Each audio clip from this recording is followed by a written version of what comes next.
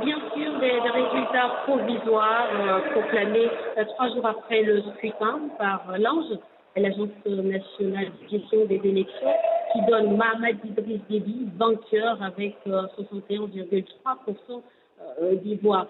Son premier ministre et rival dans cette course, Succès Masra, arrive finalement en deuxième opposition et totalise 18,53% des voix.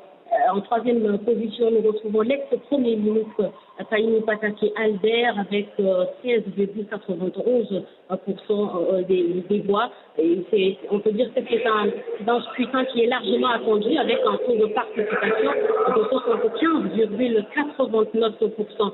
Et pour certains, ces résultats-là, ce sont des cartes qui étaient déjà jouées dès le début pour faire gagner Mahamat Idriss Déby. Pourtant, dès le lendemain du 6 mai, les partisans de Succès Masra spéculaient déjà sur une large victoire de leur candidat.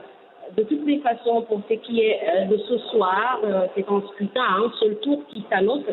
Les autres candidats ont à partir de la date de la proclamation, donc c'est-à-dire ce soir, des résultats provisoires. Faut toujours pour saisir le Conseil constitutionnel qui doit statuer dans les 10 jours suivant sa saisine. Mais si aucune contestation n'est soulevée et que le Conseil constitutionnel estime que l'élection n'est entachée d'aucune irrégularité de nature à entraîner son annulation, il proclame l'élection du président de la République dans les 10 jours qui suivent la transmission des résultats par l'ANGE, donc l'Agence nationale de gestion des élections. À l'heure où je vous parle, nous sommes toujours au ministère des Affaires étrangères où les résultats ont été proclamés.